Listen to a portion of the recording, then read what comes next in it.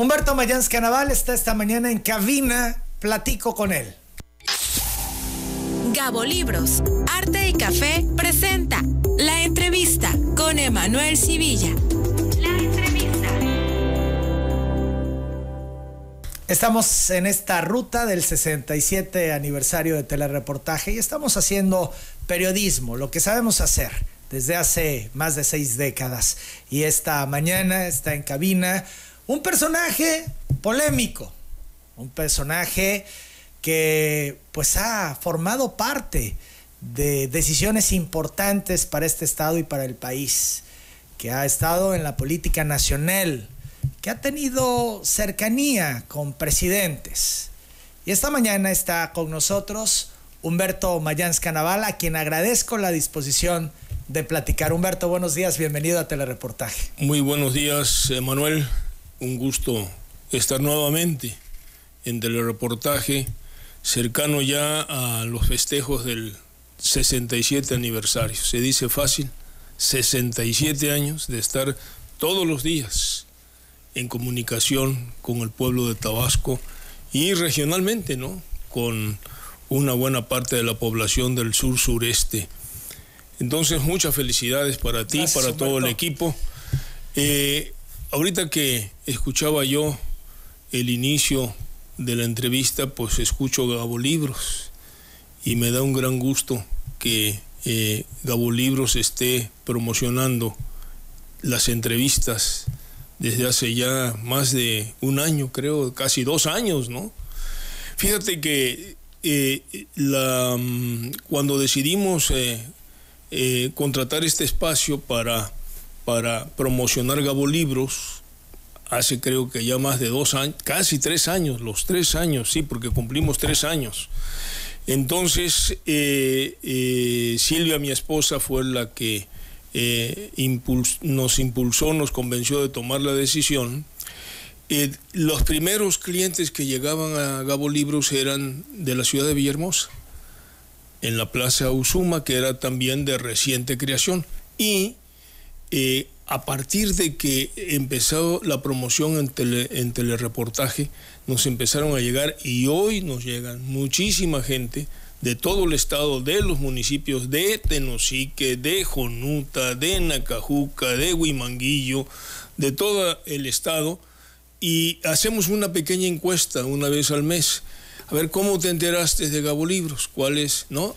Y los que llegan de los municipios, fundamentalmente, es por Telereportaje. Así que la audiencia que ustedes tienen en todo el estado sigue siendo, sin duda alguna, muy importante, y espero que lo siga siendo por muchos años más. Gracias. Muchas felicidades, Humberto, y muy agradecido por el espacio que nos abrieron para Gabo Libros. Gracias, y hablaremos de Gabo Libros un poco más adelante. ¿Llegas a esta entrevista retirado de la política?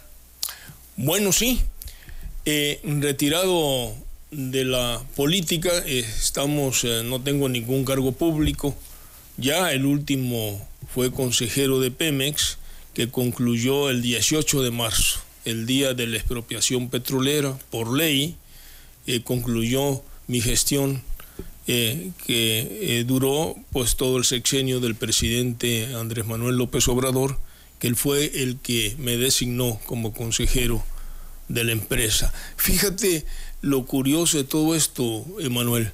El primer trabajo, el primer cargo que yo tuve en mi vida, todavía era yo estudiante entonces de Derecho, era en la UNAM, fue en Pemex, como representante de la Dirección de Personal de Pemex ante la Junta de Conciliación y Arbitraje, viendo todos los asuntos en litigio y todas las controversias del sindicato petrolero con la empresa. Desde luego no fue nada fácil, porque el sindicato entonces, ahora lo sigue siendo, pero entonces era muy poderoso. El líder real era La Quina y el líder formal era Barragán Camacho.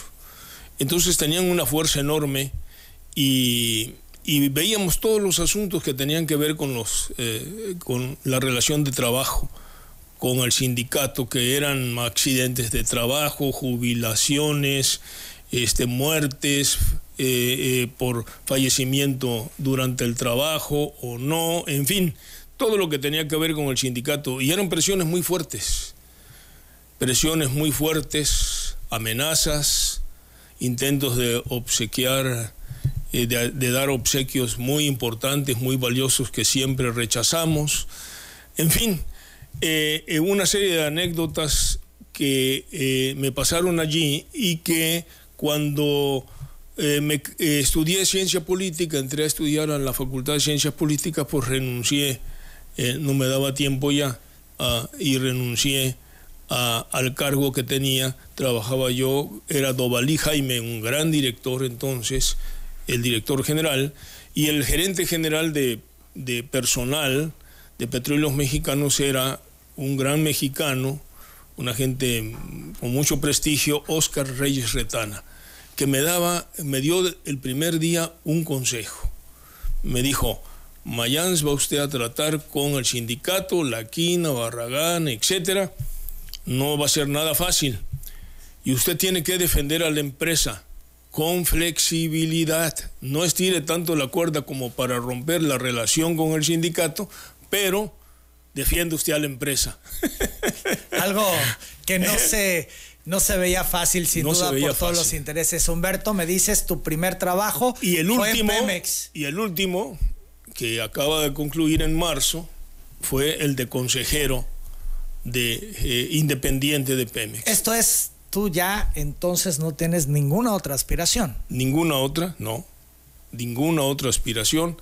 Yo ya cumplí con mi etapa y mi carrera política, y ahora estoy dedicado a Gabo Libros, junto con Silvia, mi esposa, a promover la lectura, a promover el amor a los libros, sobre todo y especialmente, aunque tenemos libros hasta para adultos de 100 años, hay para todos los gustos, todas las edades. Bueno, lo fundamental, lo principal es promover la lectura y el amor a los libros en los niños y en los jóvenes, en las nuevas generaciones. Esa es tu motivación, y estás dedicado de lleno. De ya, lleno. Digamos que la parte pública, política, le has dado vuelta a la hoja, concluyes y estás ya gozando del retiro. Estoy gozando del retiro y estoy dedicado a esa otra pasión que siempre tuve, además de la política, porque yo estudié ciencia política también y me dediqué a la política toda mi vida. Bueno, es el amor a los libros, el amor a la literatura. Tengo, como tú lo sabes, una buena biblioteca personal, y ese amor a la literatura y a los libros me ha llevado a entender que la lectura es fundamental para las nuevas generaciones, sobre todo ahora en la época de la cuarta revolución industrial, de la inteligencia artificial. Es muy importante, muy importante, los libros físicos, los libros, no los digitales, los libros que puedes acariciar, oler, subrayar. Claro, yo no me logro acostumbrar a una pantalla y ahí leer un libro, no puedo, simplemente me siento totalmente fuera de. Hay quienes se acomodan muy bien y está bien, pero yo no, yo si no tengo el libro en la mano, cambio de hoja y demás, no, simplemente no me sabe. No sé, a ti te ha de pasar similar. Igualito. Yo he leído 2 libros solamente por saber de qué se trataba digitalmente. Solamente. Todo lo demás no es lo mismo. Lecturas. Y a propósito, aquí te traigo, de parte de Silvia y mío, un libro que acaba de ser reeditado por Ariel, la editorial Ariel, nuevamente. Es una edición que trae un prólogo de Jorge Castañeda en esta nueva edición que acaba de salir, está calientita. Es Vecinos Distantes, de Alan Reading. Se han vendido 450,000 copias ya.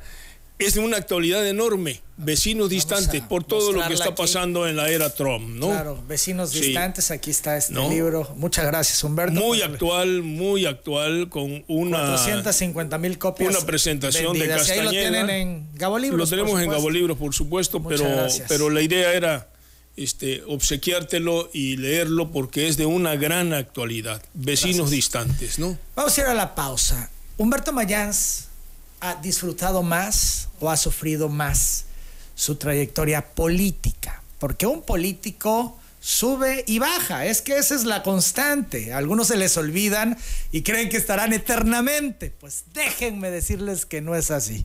No estarán eternamente. Pero en este sube y baja, bueno, ¿cuáles son los saldos? ¿Qué nos dice Mayans? Volvemos. ¿Has disfrutado o has sufrido más la política, tu camino por la política, Humberto Mayans? Mira, yo lo he disfrutado mucho, la verdad. ¿Más que sufrida? Pero mucho más. Te voy a decir por qué. Primero, porque mi vocación era la política, junto con la literatura también. Hubo momentos en que me fui a estudiar literatura a Barcelona, cursos independientes, y llevé cursos sobre Cervantes, sobre Quevedo, sobre Ausiàs March, un gran poeta contemporáneo, un poquito anterior a Cervantes, catalán, un gran poeta amoroso, maravilloso, y en fin, que me lo impusieron ellos porque yo no lo conocía en Cataluña. Me dijeron, oiga, en Barcelona, ¿por qué viene usted a estudiar a Cervantes y a Quevedo? Vaya usted a Madrid, ¿qué hace usted aquí? Cuando todavía no estaba el problema de fondo, ¿no? En términos de la separación de Cataluña, y empezaban las traducciones y se empezaba a hablar, era 78, Franco había muerto en 75 y se empezaba a hablar el catalán generalmente, porque hasta Franco, hasta el 75 había estado prohibido. Entonces surgió las primeras traducciones y las primeras seminarios en las universidades sobre Ausiàs March como el poeta nacional catalán entonces. Yo acepté y me quedé en Barcelona porque yo quería vivir en Barcelona. A mí me gustaba, yo elegí Pero hablabas Barcelona. de vocación. Tú descubriste que tu vocación era la literatura. Las dos. Y la política. Sí. Y a mí me llama la atención cuando Sí. tu padre, una persona muy reconocida, don Rodolfo Mayans Victoria, era médico. ¿Nunca te interesó? ¿Lo descartaste? No, fíjate que sí, yo pensé en algún momento estudiar medicina también. Cuando más joven, mi papá me invitaba en algunas cosas a algunos momentos, porque el Hospital Juchimán, donde eran socios mi tío Manuel Mayans y mi padre, y trabajaron 30 años juntos ahí, tenía en la parte de arriba del quirófano, tenía como auditorio donde las familias o la gente interesada o otros médicos podían ver las operaciones de sus familiares si lo deseaban, o los médicos o los estudiantes, porque era un hospital escuela, donde que llegaba gente de todo el sureste, el Juchimán, de todo Tabasco y de todo el sureste, a curarse distintas enfermedades. Y como la luz era escasa entonces, tenía su propia planta de luz, el Hospital Juchimán, y se operaba de noche porque no existía el aire acondicionado. Y no se podían poner en el quirófano ventiladores porque generaba contaminación. Entonces se operaba en la noche porque era cuando era más fresco, y los médicos podían cubrirse, ponerse toda la ropa, que era ropa de algodón, ligera. Lo recuerdo muy bien, parece que estoy viendo a mi papá con la cara tapada, el gorro, los zapatos cubiertos con telas de algodón para poder operar. Y eran 6, 7 operaciones diarias todas las noches en ese hospital. De día dormían entrada a la mañana, y a las 12 del día se empezaban las consultas, que concluían a las 6, 7 de la noche, y a las 9 empezaban las cirugías. Entonces yo llegaba mucho ahí, mi papá me decía, ve, y entraba yo allá a ese auditorio a ver las cirugías, y pensé en estudiar medicina. Toda mi familia, los médicos, mi padre era médico egresado del UNAM, médico cirujano partero era el título, pero tenía yo otros 3 tíos, hermanos de mi papá, mi tío Manuel, médicos militares los 3, de tal manera que tengo... La influencia era total. Total, y tengo primas, primos, mi hermano Fernando, médico, muchos médicos por todas partes. Pero no fue determinante para que tú dijeras, voy a estudiar medicina. Yo había dicho que estudiaba medicina. ¿Lo dijiste alguna vez? Sí, lo pensé, pero llegué a la conclusión de que como veía yo tantas operaciones, que para ser médico tenías que tener una gran habilidad en las manos, sobre todo cirujano. La precisión que exige. Una precisión y una gran habilidad. Mi padre hacía muchos otros oficios para poder tener las manos ágiles, los dedos, todo era precisión. Mi papá tenía un gran prestigio de hacer operaciones, por ejemplo, del apéndice con la apertura más chiquitita de todo Tabasco, ¿no? Era un gran médico que diagnosticaba con una gran precisión. Una vez que le dio un infarto muy fuerte en el año, creo que fue 82, en el 72. En 72 le dio un infarto a mi padre que le hizo que se retirara de las cirugías, pero siguió atendiendo a la gente en el consultorio, y ya después de los 80 años llegaba mucha gente a consultarle. Me decía, me dijo tal médico en México o aquí que tengo esto, doctor, ¿cómo lo ve usted? Le tenían una gran fe. No, y la experiencia que por supuesto ya traía a cuestas. Mucho. ¿No? Y entonces, yo dije, voy a estudiar medicina, pero me di cuenta de que era muy torpe con las manos, soy muy torpe con las manos, y que no iba yo a poder tener la habilidad en los dedos, en las manos, para poder ser un buen cirujano como era mi padre y era mi tío. Eran grandes cirujanos. Mi tío fue incluso miembro de la Academia Nacional de Medicina, reconocido porque había estudiado medicina en Estados Unidos y becado por Vasconcelos.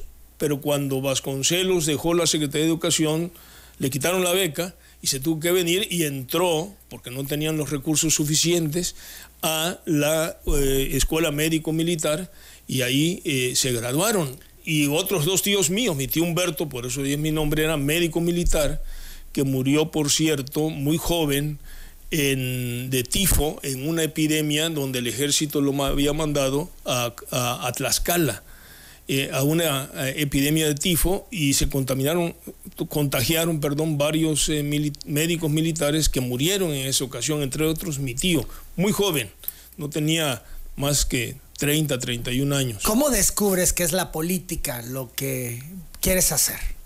Bueno, ahí fíjate que pasaron dos cosas. Yo estudiaba Derecho y tenía yo una gran amistad y una gran relación, y quiero mucho a José Eduardo Beltrán Hernández, Chelalo. Y Chelalo, que era ingeniero petrolero, ¿no? Estaba estudiando ciencia política, y nos veíamos mucho junto con José Carlos Becerra, Fernando Raful Miguel, Mabel Zurita, todos en el Café Las Américas. Era un centro de reunión de tabasqueños. Yo estaba estudiando Derecho en la UNAM y llegaba yo a tomar café con ese grupo: David Razú, Carmelita Ilustre, en fin, Celia García Félix. Llegaban allí al Café Las Américas, era un centro de reunión de tabasqueños. El poeta Becerra, como dije, pues ahí disertaba y hacía reír a todos sus amigos con sus buenas ideas y su gran ironía. Y entonces, bueno, ahí Chelalo asistía también, y me empecé a interesar por la Facultad de Ciencias Políticas. Me presentó a don Enrique González Pedrero en un momento dado, que era entonces director. No me dio clase a mí directamente, pero sí lo conocí muy bien. Nos invitó algunas veces a su casa, que vivía en Tasqueña. Conocí ahí a doña Julieta, y eso fue lo que me hizo pensar en estudiar también ciencia política. Pero además vino la campaña de Agapito Domínguez Canaval, que Agapito era muy amigo de mi papá, y desde el primer día invitó a mi papá a varios recorridos, y mi papá me empezó a invitar a que yo fuera con Agapito a los eventos de Agapito. Y ahí, la primera vez que mi papá me llevó con Agapito a platicar un poco en privado, recuerdo, Pascual Bellicia y Nicolás Reynés en esa ocasión. Me dijo, a ver, tú tienes que ser político, me dijo Agapito, tienes la herencia de don Tomás, es el gen de la familia, entonces, de los Garrido y de los Canaval. Entonces, tú eres Canaval, olvídate de la medicina. No, le dije, yo estoy estudiando Derecho, no estoy estudiando Medicina.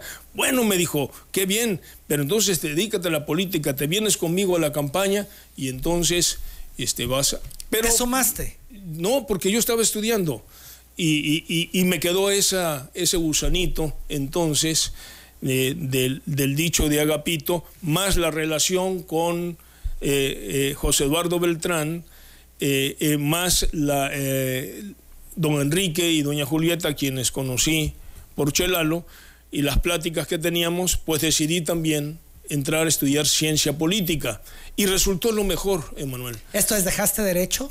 Sí, dejé Derecho y me pasé a ciencia política, efectivamente. 8:58. Don Enrique González Pedrero, no podíamos tener esta entrevista sin hablar de él. Don Enrique fue un maestro, un guía, pero también fue un segundo padre para Humberto Mayans.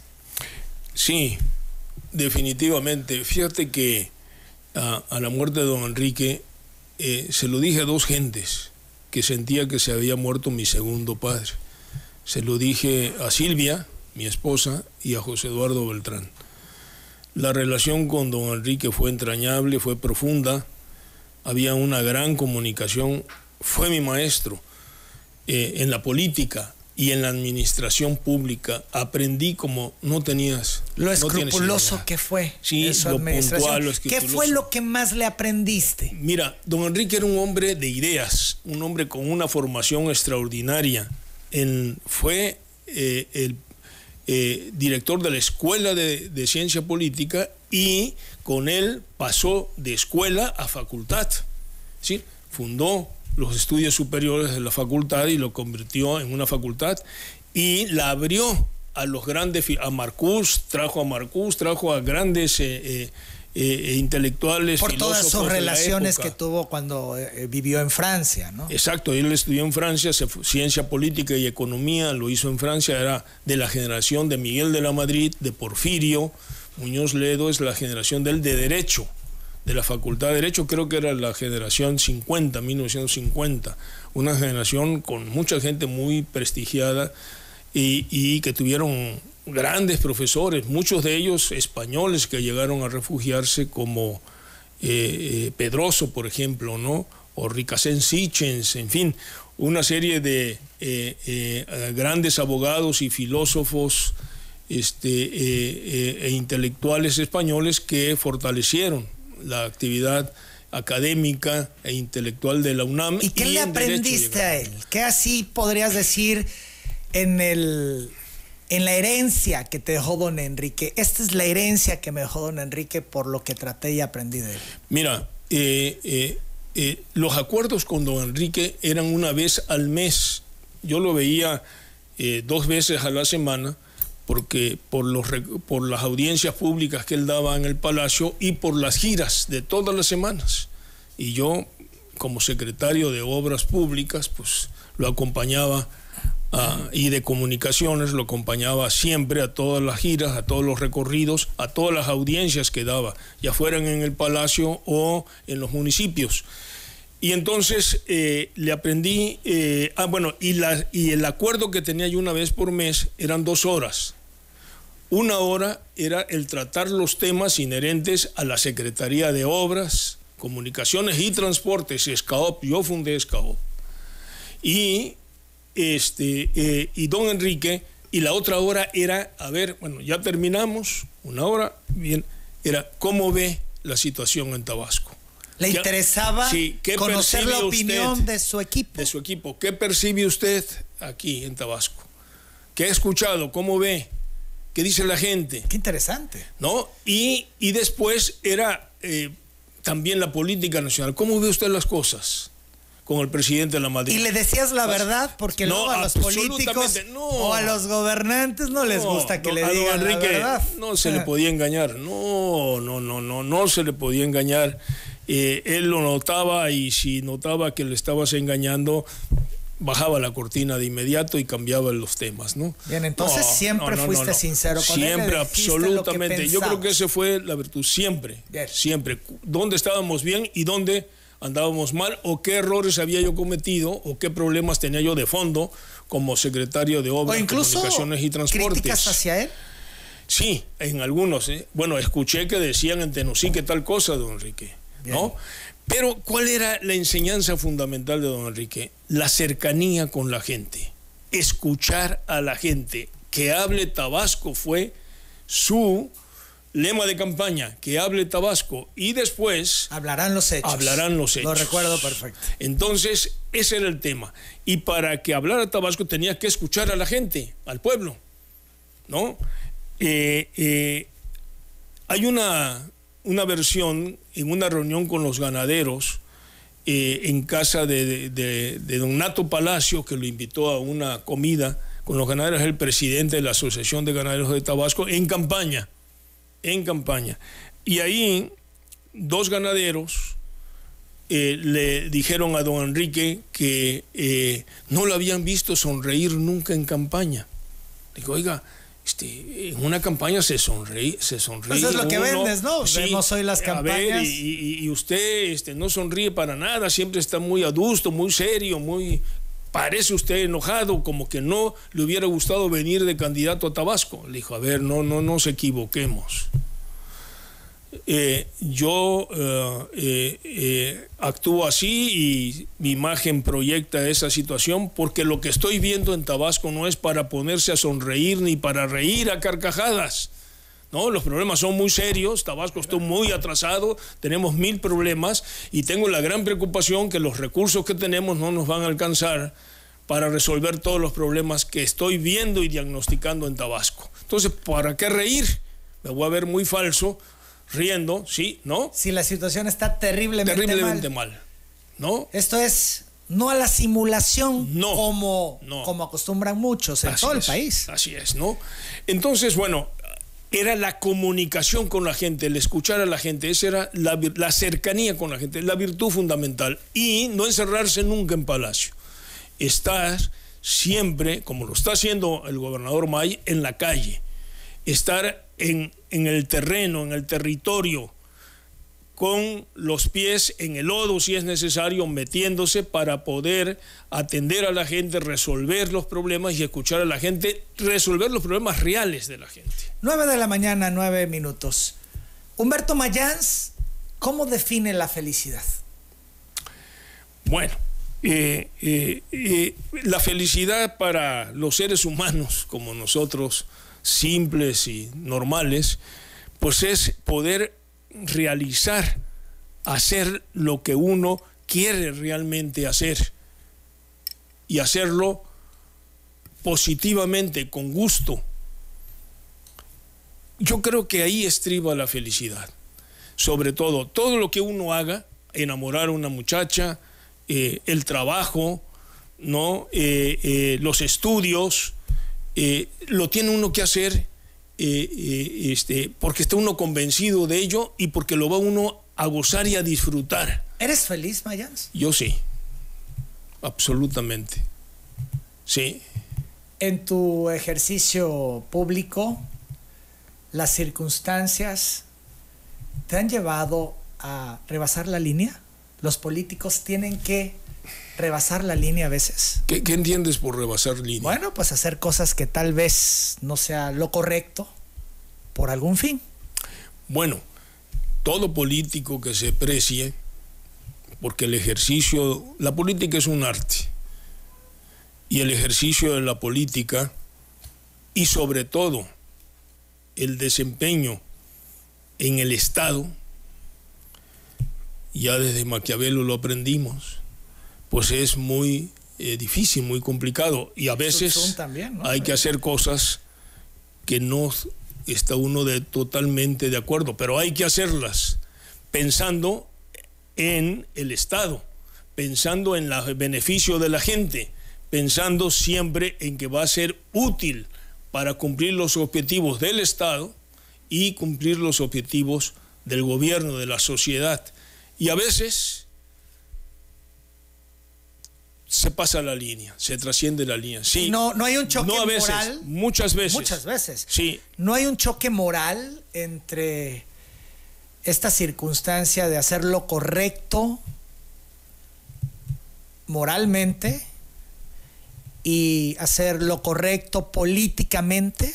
Mira, porque sí notas claro, que hay una gran diferencia, claro. De pronto lo moral no necesariamente va con lo político. No, precisamente por eso te citaba Maquiavelo. En ninguna parte Maquiavelo, en ninguna de sus obras, pero sobre todo en El Príncipe, plantea de ninguna manera que los aspectos morales. Esto es, no tienen cabida en la política. Sí tienen cabida, tienen uno que tener principios y valores, pero habrá ocasiones en que en beneficio de la sociedad a la cual el político debe de servir, se trasciendan las líneas para poder llegar a acuerdos y arreglos que impliquen darle estabilidad y bienestar a la sociedad. Parafraseando a Maquiavelo, ¿el fin justifica los medios? No, eso no, nunca lo dijo Maquiavelo. No eso, está dentro del contexto en una interpretación que han hecho de Maquiavelo. No, porque Maquiavelo no habla de moralidad.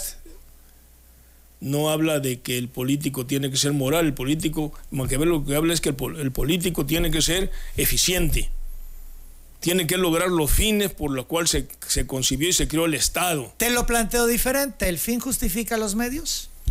No exactamente. Es que no, porque esa es una frase que revela un concepto moral y nunca se planteó así. Pero te lo planteo yo en tu actividad política, en sí. La experiencia que has tenido. ¿El fin justifica los medios? No.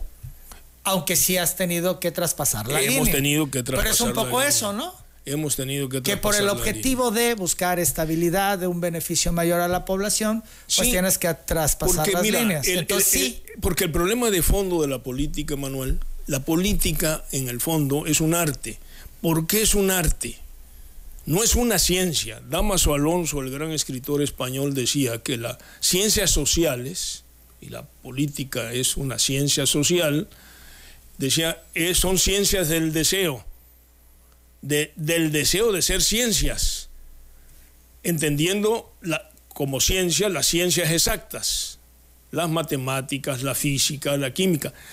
La política, su objeto central, como la sociología, que es el estudio de las sociedades, del individuo, la ciencia política, su objetivo fundamental es el ser humano, el individuo, el hombre.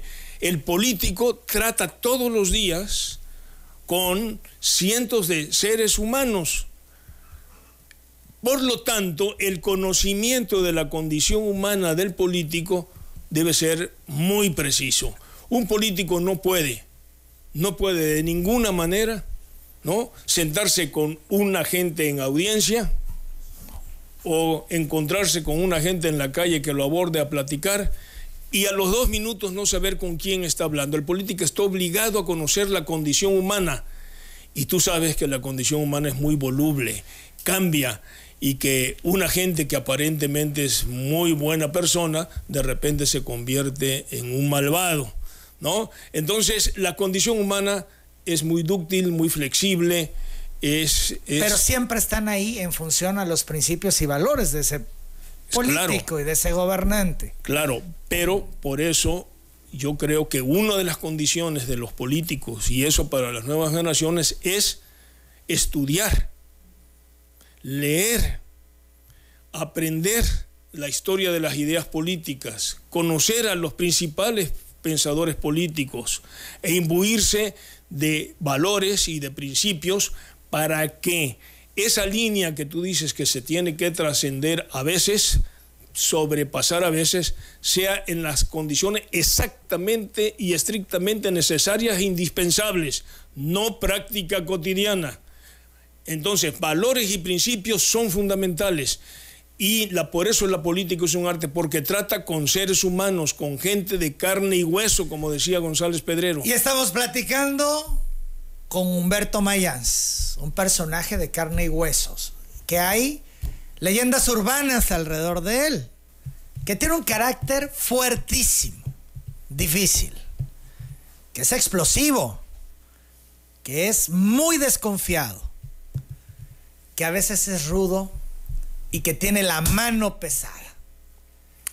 ¿Verdad o mentira, Humberto Mayans? Oye, pero antes quería yo, Emanuel, cerrar con don Enrique. A ver, En síntesis, González Pedrero, mi maestro, mi amigo, mi segundo padre, era un hombre de ideas, un académico, un intelectual, un hombre que tenía una concepción del Estado y de la sociedad plena, completa, que tenía un proyecto de nación. Ahí valdría la pena hablar de qué pasó en la campaña de Salinas con Enrique González. Ya hablaremos, Pérez. Vamos, creo que merece la pena luego un programa sobre ello. Sí, muy importante, sobre todo ahora, en estos tiempos. Y porque siempre se dijo que don Enrique había sido derrotado como político, él en lo individual, y no.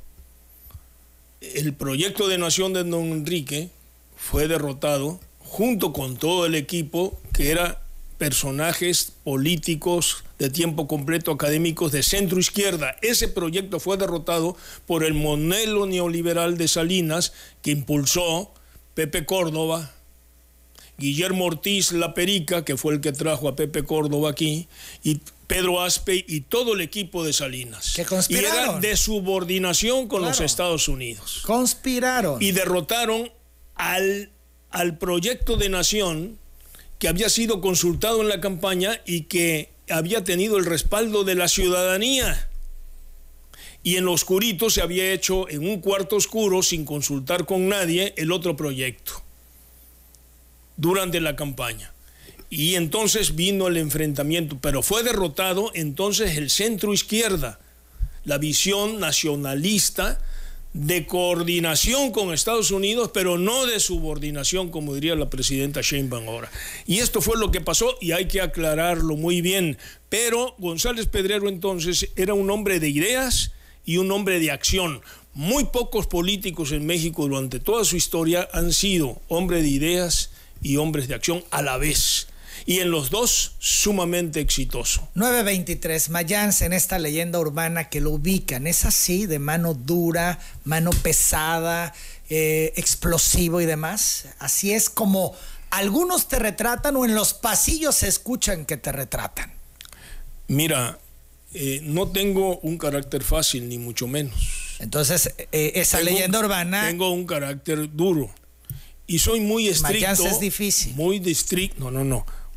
Soy muy estricto cuando ocupo un cargo y soy muy estricto con mis subordinados, con mis funcionarios, cercanos o no a mí, con los que yo trabaje, para lograr los objetivos por los cuales estamos en el cargo.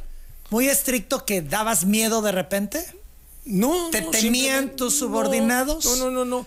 ¿No te tenían miedo? Yo no sé si me tenían miedo o no, pero yo lo que quiero decirte, porque voy a aclarar ahí algún tema, yo lo que te quiero decir es que sí soy estricto, sí le doy seguimiento a todas las instrucciones que yo doy, ¿no?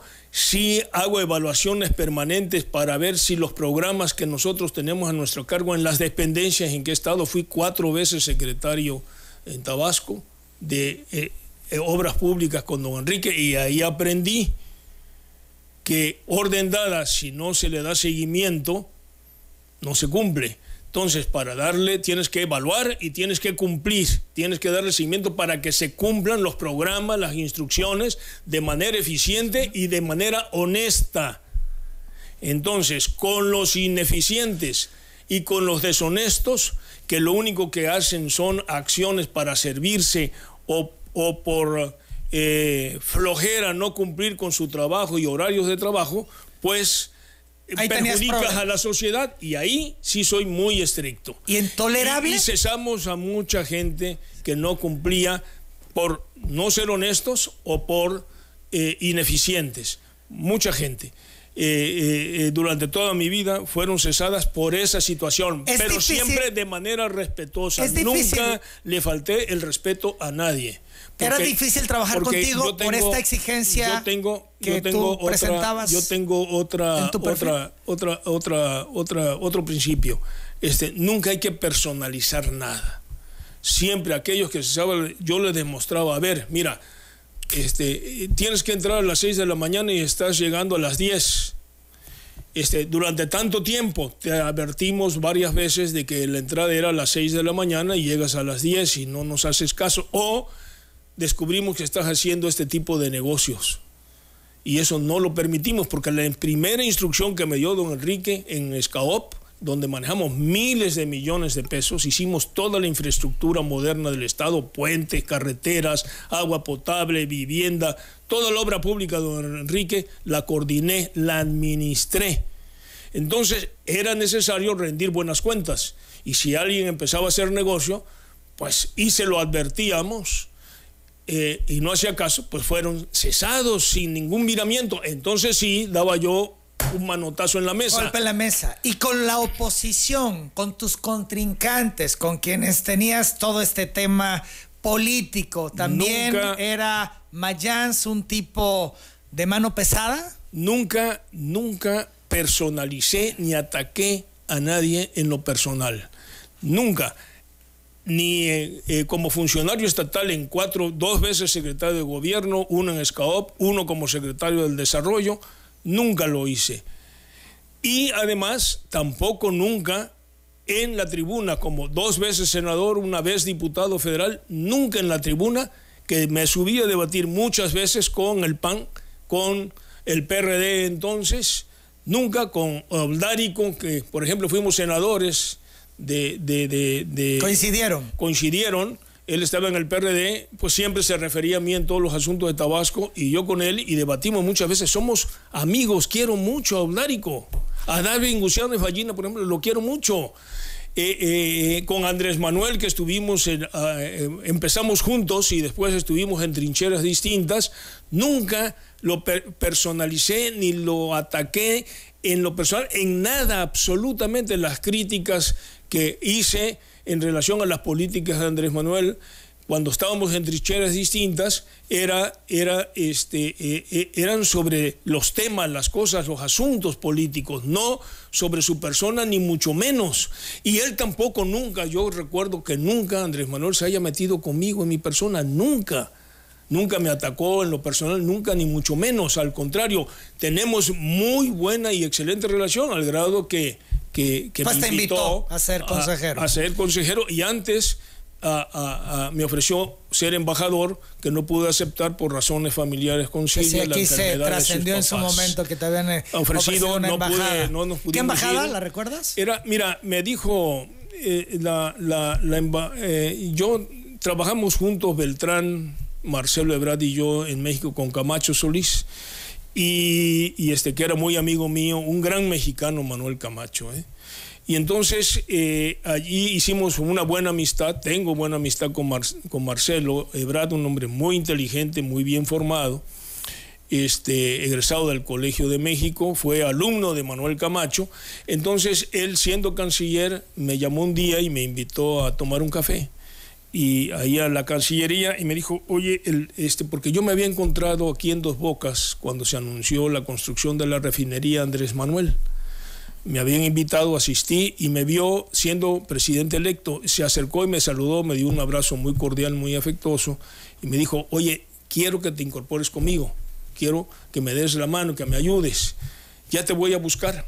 Pasaron algunos meses y después me llama Marcelo Ebrard, y voy a la Cancillería, y entonces ahí me dice, oye, me dijo el presidente que platicara contigo. Me preguntó incluso si somos amigos. Yo le dije que sí, que somos muy buenos amigos, y le conté cuando trabajamos juntos con Camacho, etcétera.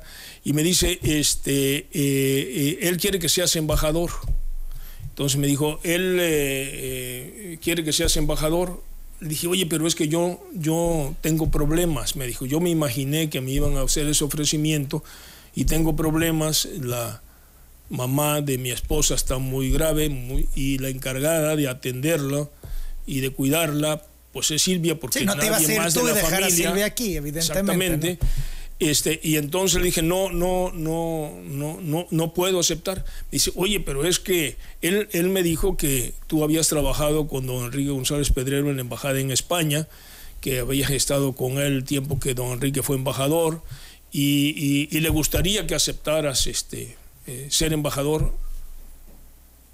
No me dijo precisamente España, pero estaba claro lo sugirió en la conversación. O me dijo, o alguna embajada en América Latina, claro, que tú escojas. Mira, ¿sí? Qué interesante. 9:31 a.m. Vamos a la pausa, seguimos platicando con Mayans. Humberto Mayans se arrepiente de haber formado parte de la administración de Andrés Granier. En Tabasco acostumbran a poner apodos a todo mundo, a llamarlos de distintas maneras a los personajes de cariño, incluso en casa, ¿no? Gordita, ¿no? Así, en fin. Platicaba hace unos días con Rodríguez Prats, le pusieron Grillo Loco. Don Luis Márquez. Ojeda, le pusieron el Pirurris. Así es. A Humberto Mayans le pusieron el Marqués. Sí. ¿Te molesta? No, para nada. Porque ¿te retrata? Fue superado absolutamente. No, mira, te digo, yo aprendí con González Pedrero a recorrer las comunidades, las más apartadas, en los poblados más depauperados del estado, a meternos en el lodo, a tomar pozol y comer dulce de coco o comida con toda la gente durante todo el estado, en todo el territorio estatal. Y lo seguí haciendo cuando fui candidato a senador, y siendo senador o a diputado federal. Lo hice siempre, lo he hecho siempre. Eso fue una invención de Roberto Madrazo, que mi querido Roberto en esas se las sabe de todas, y es una gente perversa. Con otro amigo tuyo que operaba todas estas cosas. Y fíjate, te voy a platicar dos anécdotas muy rápidas. ¿Quién es el otro amigo? No entendí. No puedo decir su nombre, pero lo acabas de ver hace poquito en tu casa, según Bien. Tuve un reporte. Bien. Entonces, fíjate, sacaron una campaña de que me apodaron el Marqués, diciendo que yo cada vez que le daba la mano en la campaña para el Senado, la primera vez siendo Roberto gobernador, iba yo corriendo a mi casa y me ponía yo alcohol, y que traía yo en la camioneta una botella de alcohol, porque después de que le daba la mano a un campesino, una gente de colonias marginadas y populares, pues iba y me echaba alcohol en las manos. Y hicieron una campaña intensa. Yo te quiero decir que en esa campaña, como senador, saqué mucho más votos que Roberto Madrazo como candidato después al Senado. Estaban separadas todavía las elecciones. Las federales primero y las locales después. Bueno, yo fui en mucho tiempo, durante muchos años, el político tabasqueño más votado en Tabasco, en esa elección, por encima de Roberto Madrazo. Entonces, creo que fueron como 11,000, 12,000 votos arriba del que sacó Roberto como candidato al gobierno del estado, que fue gobernador.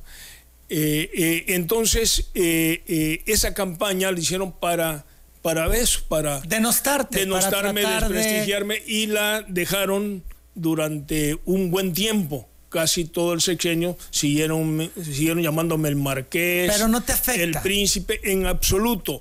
Pero fíjate el nivel de perversidad que se practicaba en ese entonces.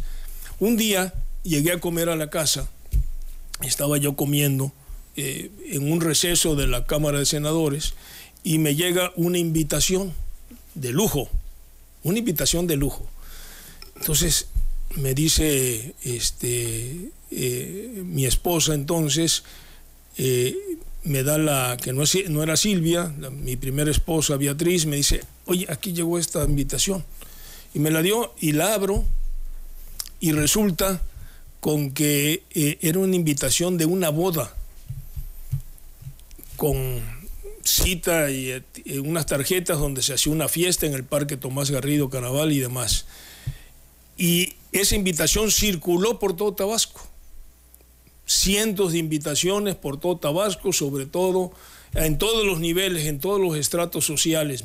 Miles yo creo que repartieron, nunca supe la cantidad exacta. Pero los que se casaban era yo, Humberto Mayans Canaval, con otra persona que me reservo su nombre ahorita, que era funcionaria del gobierno también de don Enrique, y que celebrábamos una gran boda. Y después me empezaron a llegar regalos regalos a la casa. Alguien envió, me llegaron como 8 o 10 regalos, cubiertos, No vasos. Fíjate qué nivel de personalidad. ¿Eso fue también madrazo? Claro, con el mismo personaje que te digo que después te voy a platicar. Sí. Mira. Por supuesto, nadie más podía hacer eso en Tabasco, más que él. Esas eran las prácticas de Roberto, que me decía Beto a mí, porque yo lo conocí desde niño. Yo me llevaba mucho con Javier Madrazo, su hermano mayor, el arquitecto, que ha vivido alguna temporada aquí en Tabasco. Éramos amigos y llegaba yo a la quinta cuando Carlos Madrazo era gobernador, y después en México cuando era líder del PRI. Pero ese era el tipo de cosas. Entonces sufría esa campaña del Marqués, que se lavaba las manos, se echaba alcohol a cada rato cuando saludaba a una gente. Y después con Granier sufría otra campaña intensa, también desde el principio, el malhumorado, el del carácter terrible, el grosero, ¿no? Explosivo, que era imposible tratar conmigo. Eso fue toda una campaña, y contraria, porque iba aparejada al gobernador Granier. Pero Granier, lo bueno es que tenemos a Granier, porque el secretario de gobierno es todo eso.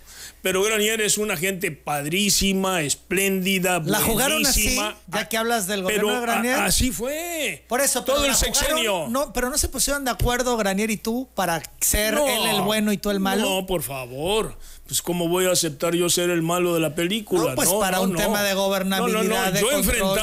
Yo enfrentaba la situación, que fue muy complicada, porque ahí estalló los problemas con Calderón, la guerra contra el narco, y Tabasco se vio muy afectado.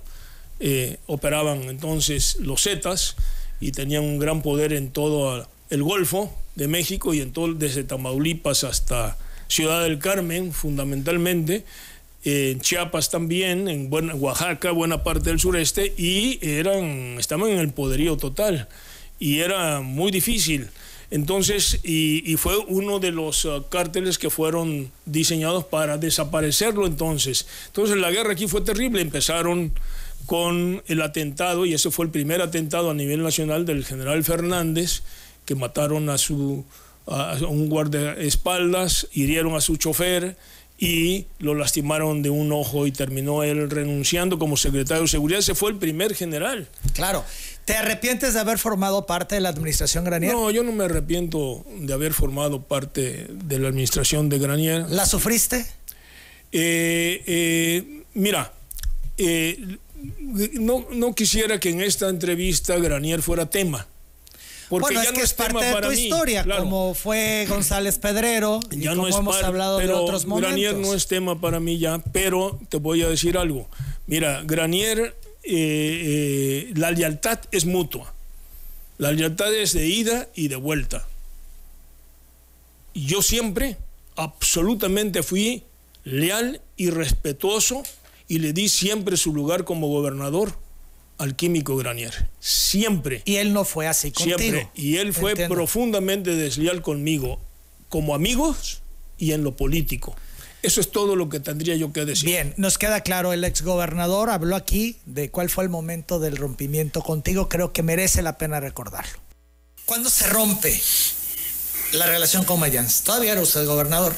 No. ¿Se rompe después? Claro que sí. Se rompe cuando mi abogado, cuando yo estoy desesperado, que me leen cargos y me llevan al reclusorio Oriente, y yo le digo al abogado, a Aguilar Sincer, le digo: vete al Senado a ver a mi hermano, es Humberto Mayans, dile que necesito su ayuda, es el único que me puede ayudar en este momento. Y le mando al abogado al Senado, el senador, y entonces regresa Aguilar Sincer y me dice: creo que no te va a gustar. Yo estaba angustiado, ¿No se rompió antes la relación? Ahí se rompió. ¿Con la definición del candidato, etcétera? No, ahí se rompió. ¿Se podría recomponer? Yo creo que es difícil. Sí, yo creo que yo lo veo muy difícil. Esa es la vida. Ni él tiene interés, ni por este lado hay interés. Yo creo que eso se acabó. Así lo dijo Granier. Te buscaron cuando a él lo detienen y no estuviste ¿Eso fue así? Bueno, ese es el problema de no tener oficio político. Granier nunca entendió que la relación se rompió porque no lo volví a ver salvo 1 o 2 ocasiones, y eso por intervención de Pedro Joaquín Colwell. Ya en el proceso electoral se rompió cuando yo renuncié a la Secretaría de Gobierno. Un año antes. ¿Que te fueras? Un año antes. ¿Él no quería que te fueras? No, yo creo que sí quería. Había hecho. ¿Y entonces por qué se rompe? Se rompe la relación. Esto es porque yo la rompo. Él dice que siempre te dijo que el que iba arriba en las encuestas era Luis Felipe Graham, que tú no pintabas. Esa era la trampa al final, porque él siempre me dijo que yo iba a ser que yo era el candidato. Siempre. Lo conversamos en muchas ocasiones en corto. Tú siempre. Me decías, yo le dije, no me engañes, porque mientras que yo estaba disciplinadamente y ordenadamente resolviendo todas las broncas en la Secretaría de Gobierno, a veces pasando la línea, como tú dices, ¿no? Porque ese es el oficio del secretario de Gobierno, entre otros, resolver los problemas de fondo, y Granier le daba todo el apoyo a Luis Felipe, que es mi amigo, que lo quiero mucho, a Luis Felipe Graham, para que recorriera todo el estado en las plazas públicas obsequiando y regalando medicinas. No había medicinas en los centros de salud y escasamente en los hospitales, pero en la campaña de Luis Felipe, en la campaña como secretario de salud, pues en las plazas públicas ahí la gente que necesitaba medicinas acudía. Era una campaña donde toda la familia lo apoyó siempre. Bueno, yo no soy un iluso ni un ingenuo. Además tenía yo la información. Y por eso te fuiste. Y le dije, no me engañes, hombre, por favor. Y te engañaba, y te seguía engañando según lo que tú ¿Qué es lo que me iba a decir al final si me hubiera yo quedado? Las encuestas no te favorecen. Que no eran cierto. Yo tenía encuestas donde era yo muy competitivo, absolutamente competitivo, tanto que el PRI me dio la senaduría. Las 9 de la mañana, 46 minutos, y es ahí donde vienen los intereses mezquinos sucesorios. Pausa, regresamos a recta final de esta entrevista con Humberto Mayans. Andrés Granier es un mezquino, por eso la declaración de Humberto Mayans de los intereses mezquinos sucesorios. No quisiera yo ya entrar en eso, como te decía. Pero nunca lo aclaraste. No, pero te digo, la gente sabe qué pasó, qué sucedió, tu audiencia amplísima. Dijiste es un desleal. Eso ya lo dijiste. Sí, que no. Que la lealtad era de ida y vuelta, y que tú fuiste leal y él no fue leal. Eso sí lo dijiste. Y hasta ahí lo dejamos mejor. Ya, lo de mezquino ya ¿Eso saben, ya no se va a aclarar jamás? Bueno. Es su equipo, todo su equipo. Por eso lo dices. Por eso lo digo, sí. Bien. Luis Felipe entonces no estaba mejor posicionado. No estaba mejor posicionado. Luis Felipe además fue favorecido injustamente por Granier durante toda su gestión como secretario de salud. ¿Quién fue más cercano para ti, Granier o Ojeda? Mira, los dos, Granier era como mi hermano desde niños, desde chiquito. Más cercano a Andrés Granier. Con Raúl yo lo estimo, lo quiero mucho. Raúl es mi pariente. Su abuela, doña Carlota Garrido Canaval, era primo hermano de mi abuelo, de don Eduardo Canaval Inurreta, ambos primos hermanos de don Tomás Garrido. De ahí viene la relación, o sea, Raúl y yo somos parientes. Mi padre, Rodolfo Mayans, como médico, fue médico de toda la familia. Fue médico de don Raúl lo veía, de su abuela, doña Carlota Garrido Canaval, que me quiso mucho, y yo la quise muchísimo también, a toda su familia, a don Raúl, a la mamá de Raúl Ojeda, a todos ellos yo los quise y los quiero mucho, a sus hermanas. Entonces mi familia, y yo los sigo queriendo y respetando a pesar de todas las desavenencias que pudieron haber habido, que ya está superado totalmente para mí. Las 9:52, él mismo lo decía. De hecho, le pregunto qué pasó, por qué vas en una tercera ocasión, y bueno, decía, me equivoqué, no debería haber ido, me lo pidió AMLO, etcétera. Pero en la primera, y él dice, es que si en la primera Mayans hubiese sido el candidato, él hubiera sido el gobernador. Recordemos el momento. ¿Crees que debió haber sido Mayán, si no tú, el candidato en la primera vez? Si Humberto hubiera sido candidato en la primera vez, hubiera sido gobernador. ¿Estás convencido de ello? Sí, porque yo no tenía la relevancia ni los reflectores, y lo tengo que decir con honestidad, ni la capacidad intelectual que tiene Humberto Mayans. Y se veía de manera natural, nada más que hubo un movimiento en el Estado de México, habían invitado a un personaje del PRI, que era senador, para ser candidato, y en el Consejo, con el control de Higinio y toda esa gente del Estado de México, bajaron con todo y que era propuesta de Andrés, lo bajaron y entró uno local. Yo creo que ahí, no lo sé, pregúntale a Humberto, tuvo su reflexión, dije, a ver, si yo me echo para adelante y aunque Andrés diga en el Consejo, Octavio, Alberto, Darwin, Aulárico y todo, no me dejan pasar, no va. Entonces, y ya me arriesgué, ¿no? Sí, es mi impresión, pero seguramente Humberto tendrá su lectura y será la correcta porque él lo vivió. Pero sí tenía en aquel entonces una presencia que de manera natural al dar el paso hubiera llegado, sin duda. Mayans hubiera sido gobernador si hubiera dado el paso. ¿Por qué no diste el paso? ¿Por lo que dice Raúl? Mira, en parte tiene razón Raúl, en el sentido de que el PRD, los grupos que estaban al interior, los chuchos y demás, que no querían que Andrés Manuel tomara el control pleno, y habían muchos intereses de por medio, pues se evitó que llegara en el Estado de México a quien proponía Andrés Manuel. Ese fue un antecedente, pero hay otro antecedente. El otro antecedente, y se demostró cuando yo me incorporé a la campaña de Raúl Ojeda, no como coordinador, sino para ayudarle en varias tareas. Hice un diagnóstico, ahí está el doctor Ventura Moguel, por ejemplo, como testigo de la estructura electoral que se tenía que tener para poder enfrentar a Madrazo.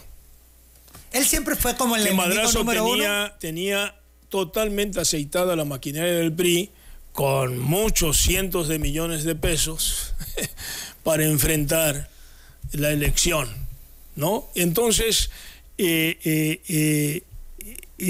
estructura electoral era fundamental que estuviera íntegra en todas las secciones electorales, con representantes en todas las casillas, muy bien capacitados para defender el voto. Se trataba de defender el voto que Roberto, que se lo sabía de todas, iba con su equipo, Ulises Ruiz, entre otros, que después desafortunadamente fue gobernador de Oaxaca, pobre Oaxaca, ¿no? Bueno, operaba electoralmente y yo los conocía muy bien y sabía bien cómo no quisiste correr el riesgo. Entonces no había estructura electoral y se lo advertía a Ojeda, y después en la campaña hice una evaluación y le dije, mira, estamos al 40%. Raúl no tenía no tenía el poder sobre la estructura. Era el partido el que lo tenía. Raúl era un candidato en ese momento externo, tengo entendido, no estaba todavía afiliado, externo, que no tenía la estructura ni del partido ni de la estructura electoral. Entonces le dije, con esta estructura no vas a ganar, está muy difícil ganar. Entonces, entonces fueron dos razones, eso lo demostré después, esto era un poco antes. Entonces eran las dos razones por las cuales, y también financieramente, no tenía yo la capacidad financiera, no teníamos la estructura electoral, y con el antecedente de lo que estaba pasando, que no dejaban pasar a la gente de Andrés Manuel en el partido, bueno, pues había problemas. Y era muy difícil poder, si llegaba uno como candidato, ganar, como le pasó a Raúl y como le pasó sobre todo una vez que se anuló la elección, porque con todo y eso ganó Raúl, ¿no?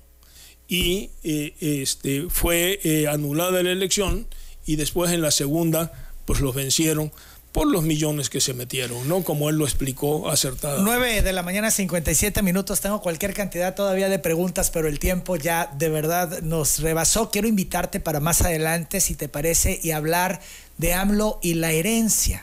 Hablar del gobierno de López Obrador, tú que estuviste adentro, que fuiste parte de, incluso hablar de Pemex y de las decisiones que se tomaron en ese momento. ¿Te comprometo, Mayans? Sí, cómo no. Ya nada más de salida, pero creo que vale la pena. Creo que vale la pena ya manera de ir concluyendo. Sí. Has tenido antagónicos en tu vida. Sí. Roberto Madrazo, uno de ellos, si te referías ahora, pero también Arturo Núñez.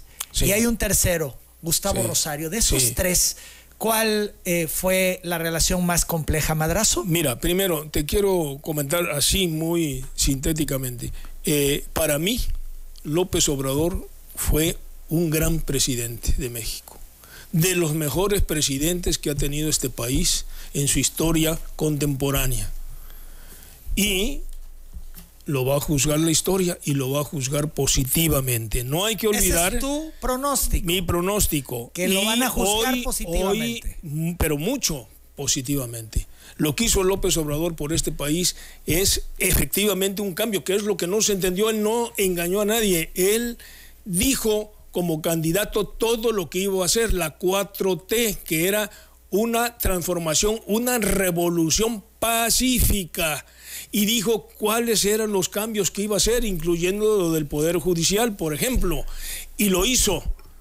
Es un cambio profundo. Lo que hizo López Obrador fue desmontar el Estado neoliberal y volver al Estado nacionalista mexicano, cardenista casi, ¿no? Lo podríamos analizar y debatir, pero un gran presidente, ¿eh? Te comprometo para hacerlo más adelante. Y la prueba está que terminó con el más de 72% de apoyo popular, que lo sigue teniendo, y además fue siempre, durante todo su sexenio, el segundo presidente a nivel mundial más popular, solamente por detrás de Modi, de la India. Eso no es gratuito, y el pueblo no es un pueblo ignorante que no sepa. Es decir, lo que pasa es que vivimos una gran transformación que está continuando la presidenta Sheinbaum. Ya nos estás adelantando sobre lo que va a ser tu análisis, pero nos metemos en un programa para hablar y analizar la herencia. La herencia muy positiva, un gran presidente. 10 de la mañana en punto. Rápidamente te preguntaba de tus antagonistas, Madrazo, Núñez y Rosario.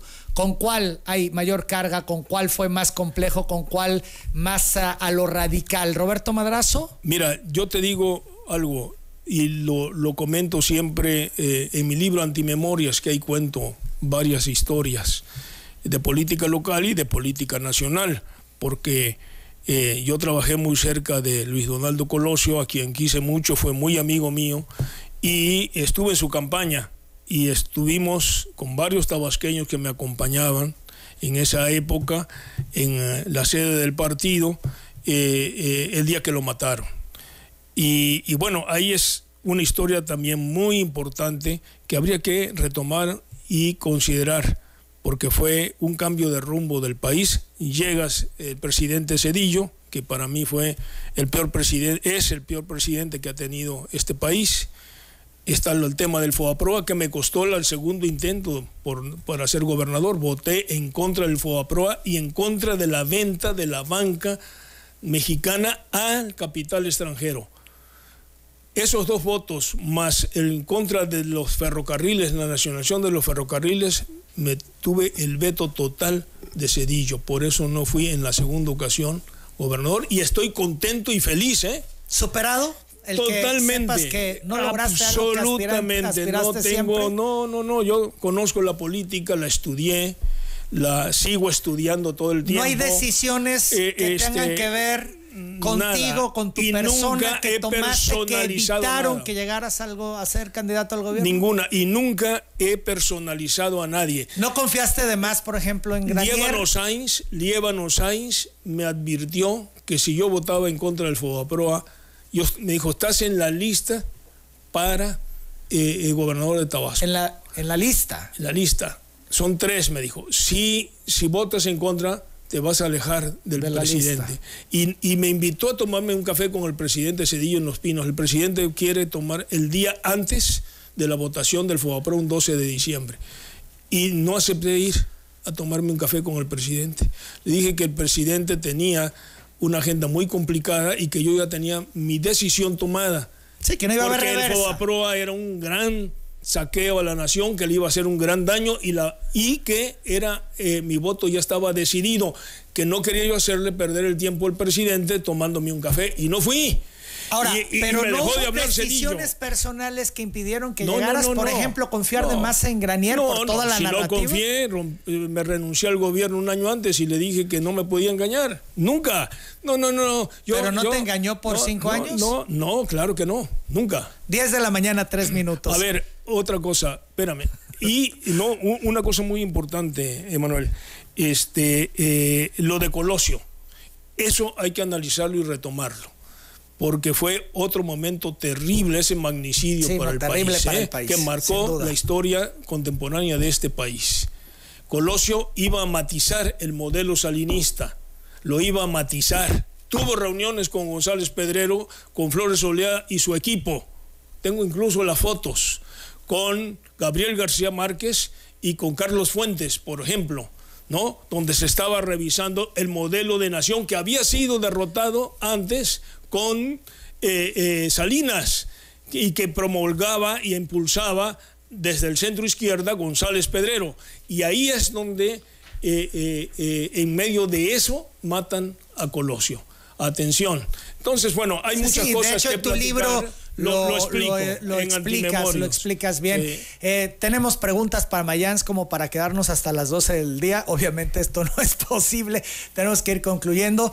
De verdad que habían otros temas que me hubieran encantado y otros más que ya te comprometí para sentarnos y analizar el gobierno de López Obrador, cómo pasará la historia, la herencia. Sí. 10 de la mañana, 4 minutos. Mario volviendo Alberto a tu Castro. pregunta, perdón, volviendo a tu pregunta, yo no personalizo, nunca personalizo. Por lo tanto, no tengo cargas contra nadie, ni contra Roberto. Me lo encuentro y lo saludo porque hay que ser educado en esta vida, ¿no? Pero no lo quieres de amigo. Amigo no, pero somos, me lo encuentro en un restaurante, en alguna parte, y lo saludo con mucho gusto, ¿no? Y me dice, hola Beto, ¿cómo estás? Y yo le digo, hola Robert, ¿cómo te va? Porque así, y punto. Con Arturo Núñez igual. Cuando ganó Arturo Núñez, a pesar de todo, le llamé y le dije, Arturo, te felicito mucho porque llegaste al gobierno. Le dije, sobre todo, te felicito porque varios periodistas en Tabasco ya decían que los que fundamos el CITE, Rodríguez Prats, a quien quiero mucho y le mando un saludo muy entrañable a mi queridísimo amigo y hermano Juan José Rodríguez Prats, un saludo, querido Juan. Querido Chelalo Beltrán, también un saludo enorme desde acá. Él está en Cuernavaca, vive en Cuernavaca ahora. Enamorado y feliz, ¿no? Enamorado y feliz. Ese también ha sido un hombre feliz, ¿no? Sí. Con mucho éxito con las mujeres, por cierto, ¿no? Entonces... Decían que eso también te pasaba a ti, que fuiste, ya que lo mencionas, digo, estamos en huelga. No tanto como Beltrán, pero no que tanto sí, como es cierto Beltrán. eso, que fuiste no tanto muy afortunado como con las mujeres. ¿Es cierto eso, Mayans? ¿O también es leyenda urbana? Ya que lo traes a colación, bueno, pues ya sí, si nos estamos colgando, pues nos colgamos. Lo reconozco, sí. me he sentido afortunado. Bien. Con el género femenino. Soy afortunado. Tengo una esposa maravillosa, Silvia López Hernández, una mujer espléndida, muy inteligente, muy capaz, que ha sufrido mucho, Emanuel. Ahora, en los últimos tiempos, hemos visto, lo más duro que yo he vivido en mi vida ha sido eso, porque ¿lo de Rosalinda? Lo de los papás de Silvia. Los papás y Rosalinda. Una vez que ganó Adán la gobernatura, a los 8 días fue al Congreso, estuvo en la toma de protesta doña Aurorita con el licenciado Payambé, y una vez a los 8 días se enfermó. Y después al mes ya había caído en una situación muy grave, muy delicada, que hizo que Silvia, que era la única hija que estaba sin compromiso alguno, la atendiera noche y día, y se dedicó por 2 años a cuidar a la mamá, que estuvo en una situación muy grave, muy delicada. y el licenciado Payambé, que nadie esperaba que se muriera y de la noche a la mañana de repente se murió y se murió primero que la señora. Sí, sí. Entonces en 2 años se murieron los dos, doña Aurorita y el licenciado Payambé, que por cierto escuchaba como mi mamá, que tiene 94 años, doña Aurora, todos los días telereportaje. Mi mamá escucha todos los días desde que yo soy niño. Saludo. Les mandamos un saludo. Y el licenciado Payambé todos los días escuchaba telereportaje, ¿no? Entonces, bueno, ellos dos fallecen y después, lo más inesperado de todo, la muerte de Rosalinda, que era la hermana menor de Silvia, con la cual tenía una relación entrañable, muy cercana. Todos los días se hablaban, platicaban, se apoyaban desde siempre. Las dos se fueron a estudiar, estudiaron en la UJAT, se graduaron en la UJAT y después hicieron posgrados en España por 3, 4 años las dos. En fin, muy cercana, y de repente se muere Rosalinda.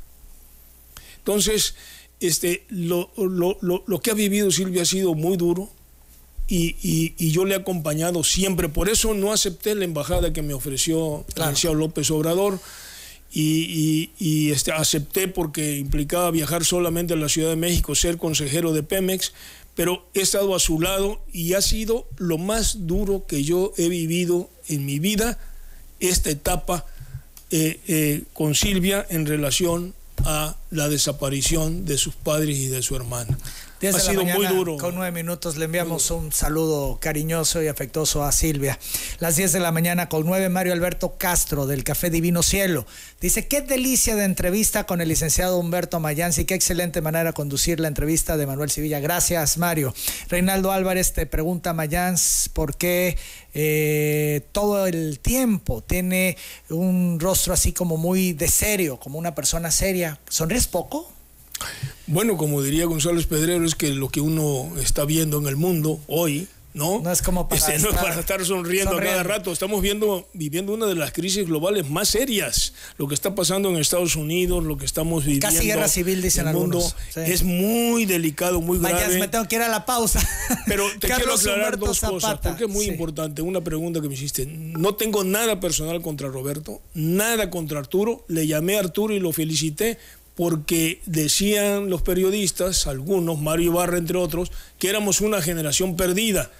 Y dije, bueno, ahora ya no podrán decir que somos una generación perdida. Uno de nosotros llegó. Y sí, te felicito porque eran mucho. Varios y el que llegó fue Núñez. Fue Núñez, te felicito mucho. Y llegó por López Obrador y se la debe totalmente a López Obrador, ¿eh? Sí, sí. Bueno, y así lo reconoció él en su momento, ¿no? Sí, pero después le dio la espalda, ¿no? Bueno, que eso hay que revisarlo también. Eso también es tema de otra entrevista, Mayans. Y después, con Gustavo Rosario, tampoco he personalizado nunca. Hemos tenido muchos altibajos en la relación. El encontronazo en la administración Granier, creo que fue el peor momento, ¿no? Así porque es. Empezó con González Pedrero, el alcalde y tu secretario de Obras Públicas. Sí. Y ya después, con Granier como que se recrudeció lo que ya traían, ¿no? Así fue, pero no por mí, por mí. Y yo camino ligerito, sin rencores, sin ningún problema. A Gustavo le quiero mandar un mensaje, si me permite. Por favor, sé adelante. Que está muy enfermo. Le deseo, ojalá y pueda recuperarse y que los últimos años de su vida lo pase muy feliz. De veras, lo digo de corazón, no tengo absolutamente nada contra él, nada contra Núñez y nada contra Roberto Madrazo. 10:11, Carlos Humberto Zapata Medina te envía saludos. Mayans te felicita por la labor de promotor cultural que realizas con Gabolibros y que ojalá abriera al público el Hospital Juchimán para conocer la historia. Pero ya no tienen ustedes el hospital, ¿verdad? No, el hospital, el edificio lo compraron, es de Raúl Ojeda. Sí, lo compró Raúl Ojeda. Jesús exacto. Martínez Herrera y Romy Hernández Jiménez te saludan, Mayans. Te dicen que fueron vecinos en la colonia García, en la calle Obrero Mundial, y te mando un fuerte abrazo. Roger Andrade Correa envía saludos a Mayans. Dice un hombre muy honesto, hasta la fecha no lo han señalado de corrupto, unos menos de robarle al erario. Bueno, ya no hablamos de Gabolibros, de tu biblioteca, en fin, hay 20 temas más que se nos quedaron. Son las 10:12, estamos colgadísimos. Vamos a ir a la pausa para regresar a recta final ya de telereportaje. Agradecidos contigo por la disposición, Humberto, y ya nos ponemos de acuerdo para hablar de lo otro que nos comprometimos aquí, ¿no? De la herencia de López Obrador, ¿va? Con mucho gusto, por supuesto. Gracias, Humberto Mayans. A ti, muy amable por esta oportunidad.